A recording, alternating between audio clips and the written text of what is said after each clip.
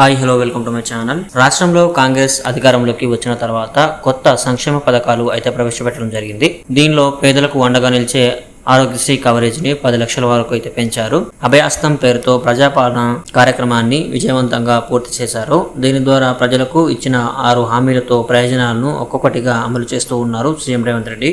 ఎన్నికల సమయంలో రైతులకు ఇచ్చిన హామీలను నెరవేర్చేందుకు తెలంగాణ ప్రభుత్వం రైతులకు శుభవార్త అయితే చెప్పింది. పంట రుణాలపై త్వరలో కీలక నిర్ణయం తీసుకోనున్నట్లయితే తెలిపింది.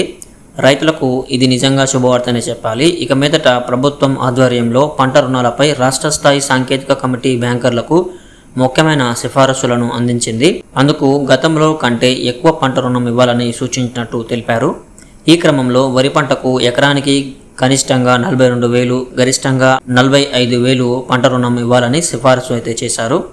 వరి తర్వాత అత్యధికంగా పండే పత్తి పంటకు 44,000 నుంచి 46,000 మధ్య రుణం ఇవ్వాలని తెలిపారు. అలాగే మొక్కజొన్నకు 32,000 నుంచి 34,000, మిర్చికి 80,000, పసుపు పంటకు గరిష్టంగా 87,000 ఇవ్వాలని ఆదేశించారు. వ్యవసాయ శాఖ కార్యదర్శి రఘునందన్ రావు నేతృత్వంలో రాష్ట్ర ఆర్థిక, వ్యవసాయ, పశుసంవర్ధక, మత్స్యశాఖ అధికారులకు 13వ మంత్రివర్గంలో నాబార్డు రాష్ట్ర స్థాయి బ్యాంకర్ల కమిటీ, రాష్ట్ర సహకార బ్యాంకు ప్రతినిధులతో సమావేశం అయితే నిర్వహించారు.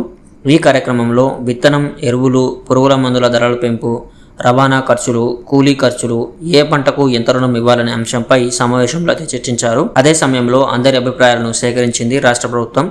రాష్ట్రంలో పండించే వివిధ పంటలు మరియు వ్యవసాయ సంబంధిత రంగాలకు 2024-25 రుణ పరిమితిని ఖరారు చేశారు. ఈ నేపథ్యంలో వానాకాలం, యాసంగి కొత్త రుణ పరిమితిని తాత్కాలికంగా అమలు చేయాలని committee chairman Raghunandan Rao, coordinator Muralidhar ఇటీవల అన్ని బ్యాంకులు, డీసీసీబీ, ప్రాథమిక సహకార సంఘాలకు లేఖ అయితే రాశారు. అలాగే పశుసంవర్ధక, మత్స్య శాఖలకు రుణ పరిమితిని పెంచారు. గతంలో ఒక్కో యూనిట్కి 21,000 నుంచి 23,000 రుణం ఇవ్వగా ఇప్పుడు 22,000 నుంచి 24,000కు పెంచారు.